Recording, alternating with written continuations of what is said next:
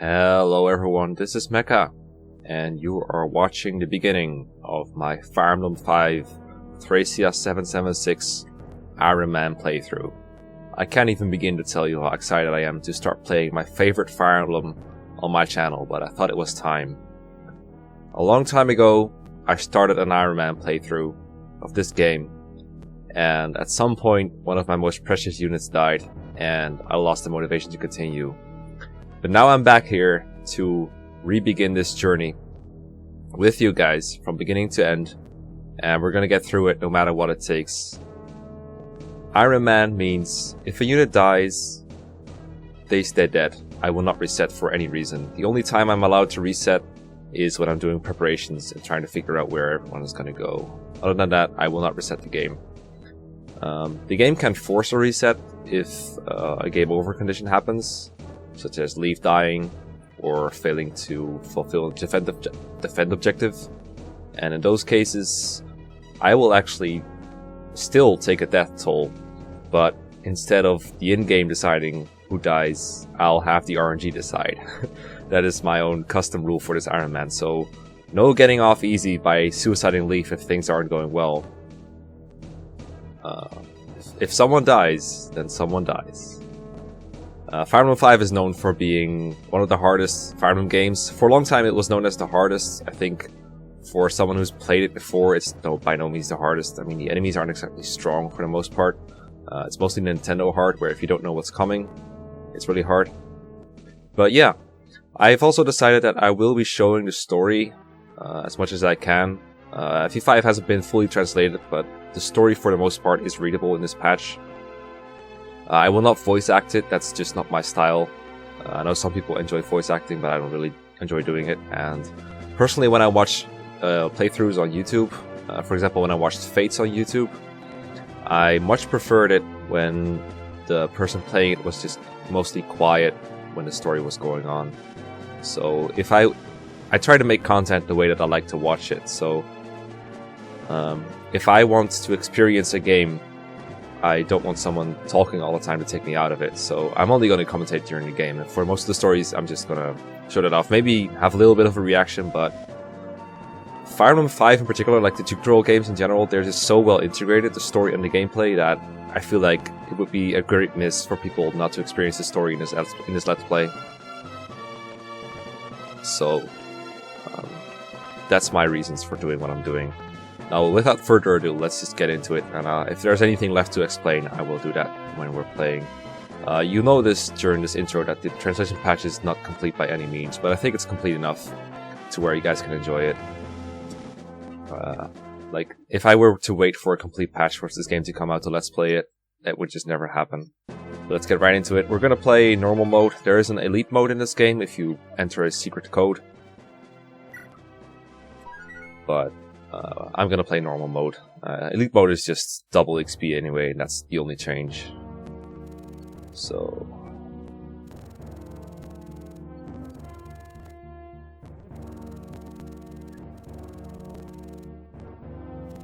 this is Leaf, he's the main lord. I need to change something about OBS real quick.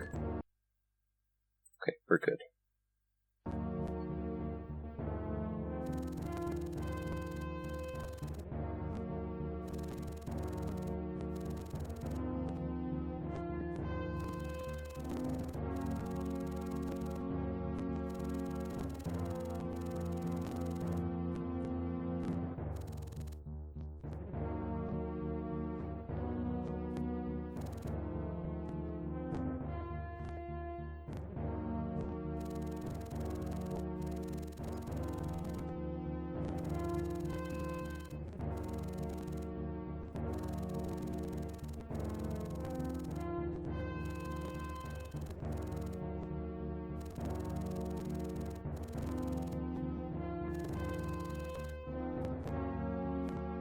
Seven, 7, 6. Oh yeah.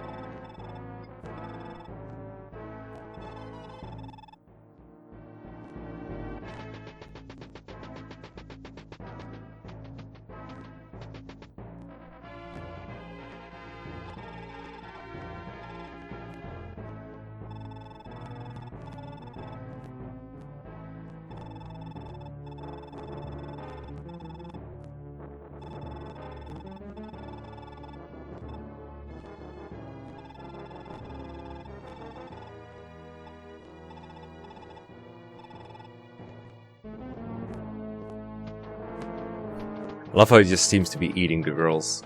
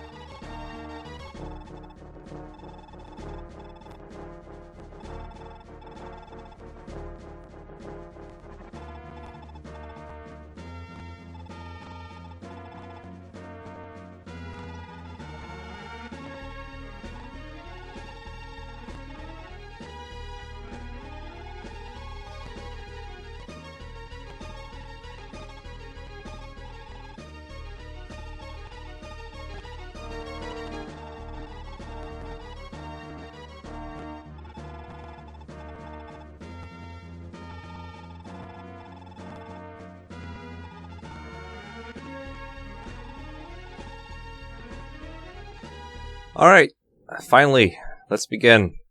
So, for those of you who haven't played FE4, this might be a slightly confusing-ish story. But this is all about Leif, the main lord of this game.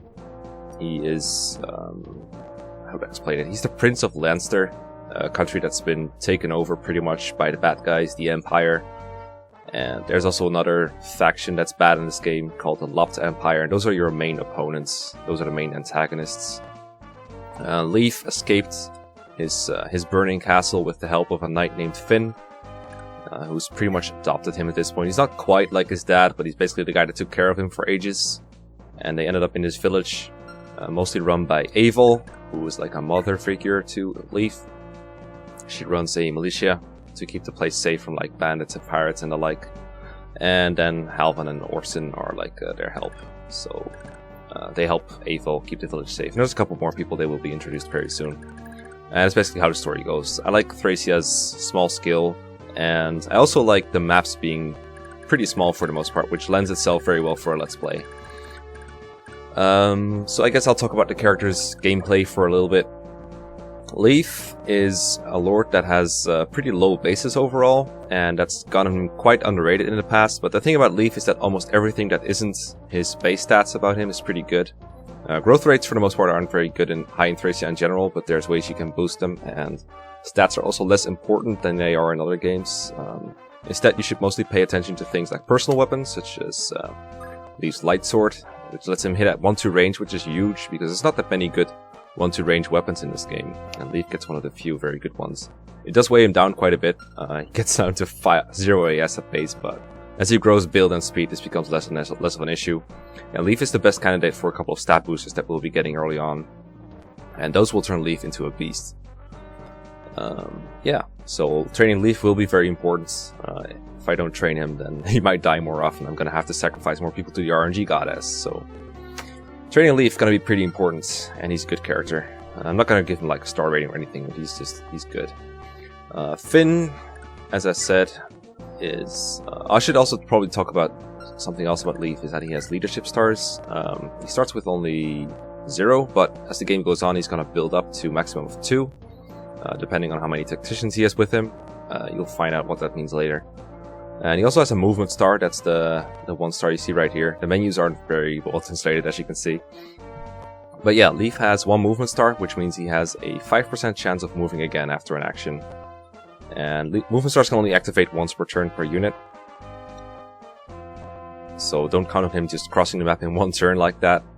But, you know, sometimes it comes in handy.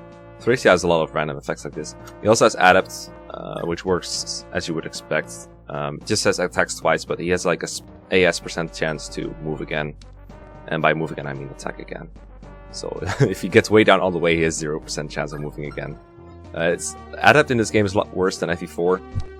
In FE4 it's AS plus 20%, but in this game it's just AS percent. Finn also has a personal weapon. He has the Brave Lance, which is a ridiculous weapon. Like, it's a brave weapon like you would expect, so it hits twice. It's really powerful, pretty accurate, it has 10% crit to it. Gives a 10 luck bonus, so he's pretty dodgy. You know, it's also a miracle skill that increases his evade when he's near death. I think it's like luck times 3, so Finn pretty much never dies. Really good unit outdoors. I'll get into indoors at some point. I can't really explain all at once. There's just so much to talk about. I just want to get into playing, man. I just want to start playing, but I need to talk about these characters for a little bit. Avel is like the Jagan at this game. It's the Swordmaster Jagan, so that's pretty weird. The funny thing about Avel is that she has an invincibility flag on her, so she actually literally cannot die early on. Yeah, even if you tried your hardest, she just won't get hit when she would die. And you know, she's pretty fast. Capped speed, all caps in Thracia, other than HP, are 20. So maxed out speed. Gets weighed down by her Iron Blade quite a bit, but it's not an issue. She still doubles everything. She can even one-hit KO some enemies. She has Adat as well. She has 2 leadership stars, or 2 movement stars. What is it? Let me check real quick. Upper one is leadership. So yeah, 1 leadership star, 2 movement stars. And 8 swords. She can use the Fire Sword, which is a really cool weapon. It's not a personal weapon, but it's one of the best swords in the game. It gets +5 magic and it attacks at range. So that will let it 2-hit KO almost everything. And in this game, magic is the same as resistance. It's the same stat, so if you boost your magic, you also boost your magical durability. Which is really cool and really useful when facing a lot of enemy mages. Yeah. And then we've got, I guess I'll start with the less exciting one. This is Halvan. He's a pretty good fighter, better than most of the fighters. If you've only played like GBA Fire Emblem, you probably don't have a very high opinion of fighters, but Halvan is something different. He's actually fast enough to double, and he has enough attack to come pretty close to 2-hit KOing. And he has a pretty good chance of critting on the second hit. I won't get into Pursuit Critical right now, but just trust me, his crit is pretty good on the second hit, okay? Pursuit Critical is pretty high. But the better version of him is this guy, Orson. Or Othin, I guess is what he's called in this patch, but we've got the official names now, so I'm kind of used to calling him Orson. So Orson also has pretty good stats, but what makes Orson really broken is his personal weapon, the Puji, which you're probably familiar with if you've watched any Meng's LPs at all. So let's go get that for him, shall we? Because once Orson gets the Puji, things are going to be way different. Orson also has the Wrath skill, which lets him critical things when he's counterattacking always. So whenever you attack Orson and he counters, he just crits and they die. That's pretty much how it goes. Halvan has a less useful skill in Vantage or Ambush. He attacks first when he's attacked, even on enemy phase. So yeah, let's go get Orson's Puji. It's in this house right here. Let me change this real quick. These are the settings. I'm kind of familiar with what they are. Not quite though. Should probably have figured this out beforehand. Whatever. Also, I gotta say the music of this game, as usual for Fire Emblem, is just awesome. Really fun. Okay, so I like to feed a lot of kills to Leaf here, but it's kind of difficult to do. Since I'm not playing for LTC or anything, I'm gonna dismount Finn, I think. Yeah. So he has 13 attack. Oh, this guy has like 23 HP, so he won't die. But this guy will survive. Usually, like LTC strats would be like rescue dropping Leaf with Finn, but we don't really want to do that. This game doesn't have an auto end feature, so you gotta enter manually all the time. So yeah, I just dismounted Finn, which means he doesn't have his horse anymore, and he uses swords instead of lances. When you go indoors, you have to dismount. Okay, looks like Halvan is getting attacked, that's fine. You can see that the enemy hit rates are pretty low in this game. Enemies just aren't very accurate. There's no real reason to go fast in this chapter if you're not like LTCing or anything, so I'm pretty comfortable with this. Like, other than the fact that this is an Iron Man playthrough, it will be pretty quick. Oh, dude, don't. That was for Leaf, you butthead. Oh well. I can live with this, it's fine. There's plenty of opportunity to train a Leaf, such as on these archers. I'm gonna equip the Light Sword. You can also use the Light Sword as a vulnerary, by the way, it's pretty cool. Let's get the Puji. I'm waiting with Orson so he can just counter the soldier, because he has Wrath anyway. He's not very good at player face offense right now, with just his Iron Axe. All will be different when we get to Puji. Alright, we got a kill. I like how our first kill was like an unintentional one. I guess this guy didn't want to get countered. That's fine. Okay, we should be getting some new dudes too. Yeah, there we go. Hello there. So here's Tanya and Dagdar. I gotta try really hard not to skip these scenes. I'm so used to skipping.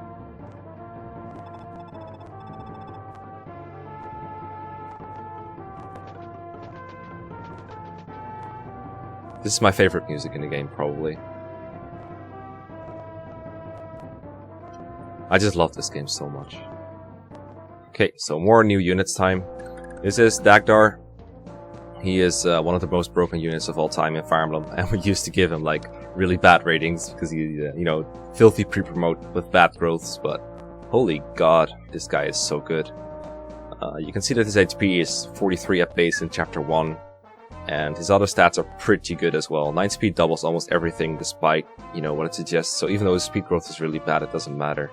He doubles almost everything, and he's so durable.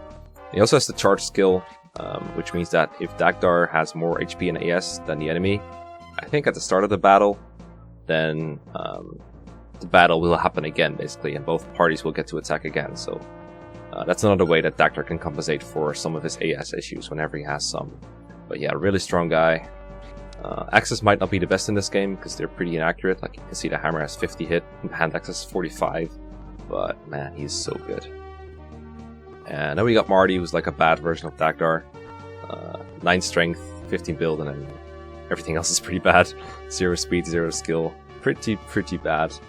He's kind of a meme unit, to be honest, but I think he's useful early game for helping with rescuing stuff. But really bad unit.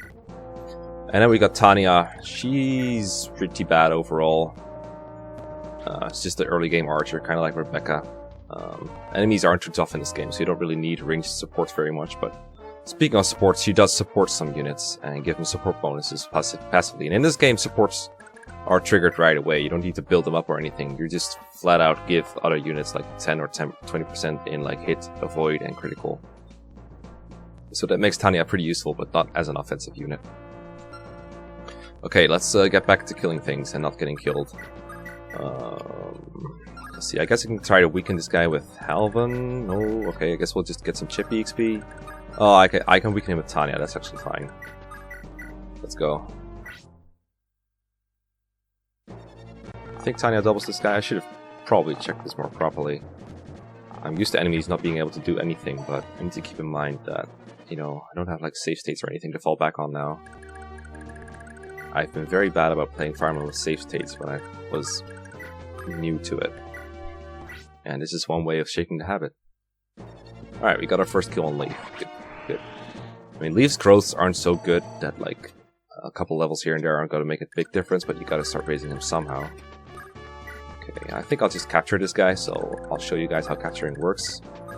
There's a comment here, this attack, and there's another one called catch. Both of these initiate battles, but when you initiate a catch battle, as I guess I'll call it, you go into capture mode, and that means your stats, other than HP and luck, are halved. But when you do so, and you succeed in killing the enemy in your capture mode, you get to hold that enemy, and then you can trade them for their weapons, and then you can free them. And this is what capturing is in Thracia. And I think this is the only game that capturing is in, besides like Fates, where it's completely different. Let's see, can you... Okay. I can trade with him with Avil, but Avil doesn't have the constitution to carry this guy, so I'll just trade away his weapons, and then next turn I can have someone like Marty take away the guy from Finn, so that Finn can do other things. Let's get to Puji, shall we? He's not a nuisance, come on.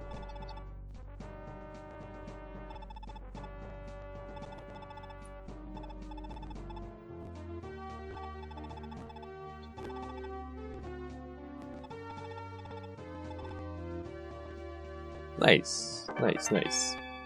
Puji is ridiculous, dude. Like, look at how much better it is than an Iron Axe. It's very accurate at 80 hit, it has more might, it has 30 crit, And Orson has a high pursuit chance critical to the point where he's like guaranteed a crit on the second hit with the Puji, or almost guaranteed. Pretty much guaranteed. And doesn't weigh him down or anything, and it has 1-2 range, which is the most ridiculous part. So we have a very accurate guy that attacks at 1-2 range, doubles almost everything, crits almost everything in Chapter 1. That is insane. I actually don't think Halvin is very good long term, but he's not a bad unit if you want to use him. I guess I should talk about Pursuit Critical because it's so important for this playthrough while I'm killing things. So if you double attack, or Pursuit, as they tend to call it in Drug Draw, you attack twice, you know, but the second hit has a higher critical rate usually, because characters have a hidden stat called Pursuit Critical, and that's like a multiplier for their second hit's crit rate. So, for example, Orson has a Pursuit Critical of 3, so let's say Orson has a 30% chance to crit on his first hit, and then his Pursuit Critical is 3, that means on the second hit he will have a 90% chance to crit. That's a lot better, isn't it? Okay, I'll try to catch this guy with Daktar, I guess. Just for fun. Daktar is very good at capturing, because charge usually makes him double. But not in this case, apparently, because he wasn't fast enough. He has 9 speed. How fast is this guy, huh? Okay. I guess he had like 0 ES or something. Whatever. He doesn't have a vulnerary, so I guess he was suicide, so I should expose Leaf to him. You should trade away your things. You should free. Can you free? Yeah, you can free. Okay, so we should grab this village.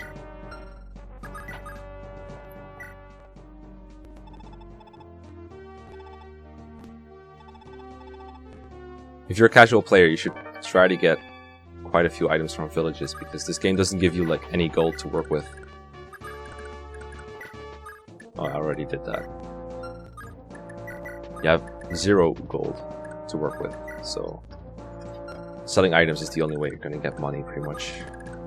Get a kill with Avel. Shouldn't be too afraid of getting kills with Avel. Don't be afraid to use pre-promos, guys. It's bad. It's a pitfall.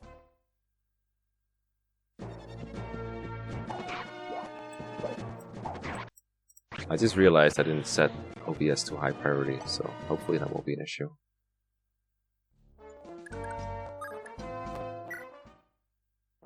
Oh right, Tanya's exposed. Well, don't get crit, I guess. Good. I don't actually know these guys' crit rates. I know they can't be very high. But getting crit is a serious concern when you're doing Iron Man.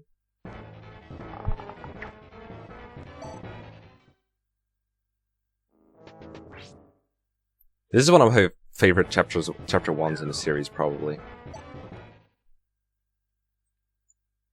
Because it doesn't have bandits. It's just fighting an actual story thread. Alright, another kill for Leaf. Notice that his hit is only 79, and this game has single RN as opposed to double RN, so what you see is what you get, basically. You have a vulnerary for me? No, I'm gonna get your things anyway. Like, you shouldn't worry about capturing everything ever, but you need to catch some things to get some money. There's no need to worry about wasting Finn's Brave Lance. There's not enough outdoor chapters to really worry about its uses. And you can only use them outdoors. Indoors, he's forced to use swords only. Alright, I guess that's close enough to victory. To get the victory theme. Alright with that, let's get a kill with Marty. Or, well, probably not a kill. In fact, I'd be surprised if he hit. I'd be surprised if he hit. My voice, dude. My voice. Alright, so this guy... Get him with Leaf next turn. I'll kill the other dude. Just to speed this up a little. Nice.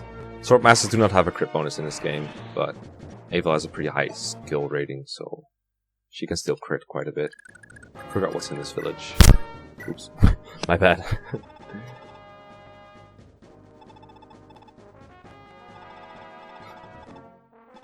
Nice job, old man. Nice job. Thanks for the iron sword. It's probably too late for Orson to get involved, but I never really bother moving him after he gets the Pooji in his chapter. He has plenty of work to do for the rest of the game. Okay, that double is Dagdar's charge activating. It works even if he doesn't counter, so it can backfire, but generally that's not a problem, because Dagdar is just so durable.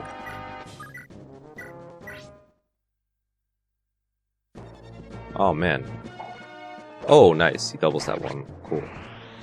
And these soldiers have like no AS, but enemy stat variance is pretty high in this game, so I was fully expecting Leaf not to double here.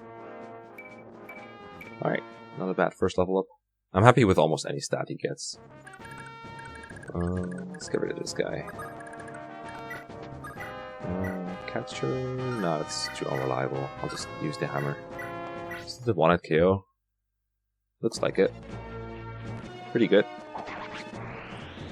I need to give Dagdar a more accurate weapon, probably. Alright, so the house that he just freed is belongs to Halvan and his family. See if you guys have a vulnerary or anything I can capture. No? Okay. Guess I'll get this kill with Finn.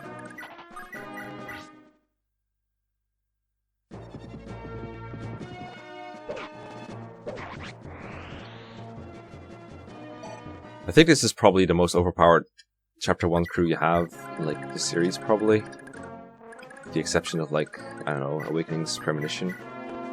This boss is pretty easy to kill with Avo. It's one of the many advantages of the Fire Sword. The gates and the thrones in this game give plus 10 defense, so you want to use magical weapons when you can. Magical units tend to make really good boss killers. And so do units that can use the Fire Sword as well. I haven't seen any movement stars so far. Kind of surprised. Then again, you only have like a couple of units with movement stars. Dagdar has one, I believe, yeah. Alright. Let's get Halvan to this village.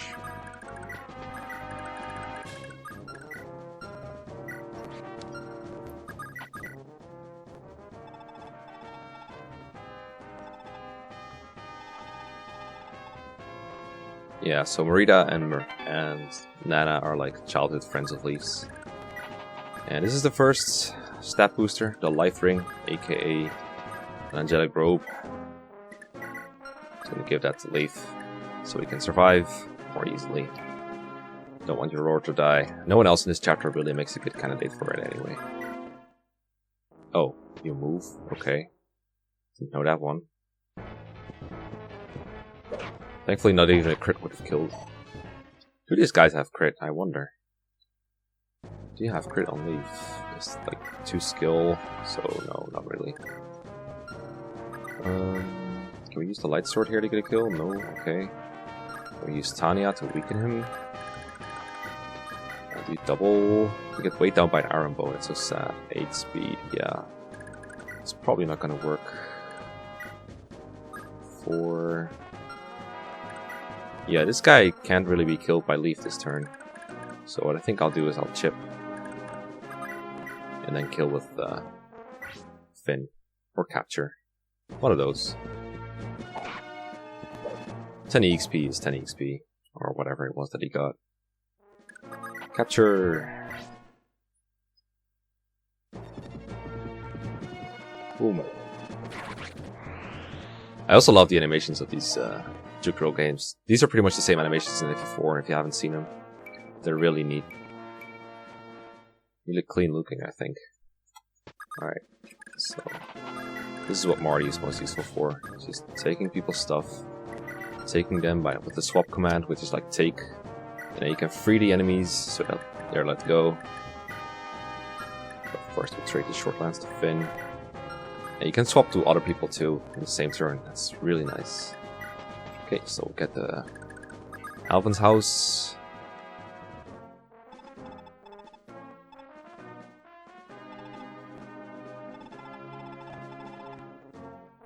I like how she says she got it from a lady in a lake. It's a nice FE4 reference, because that's how you get the Brave Axe in FE4 as well.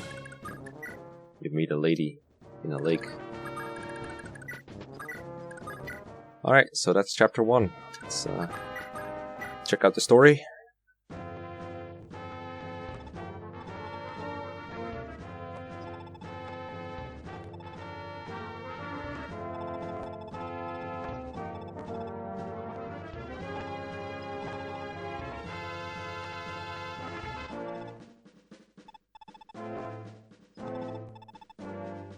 Okay, so that was chapter 1.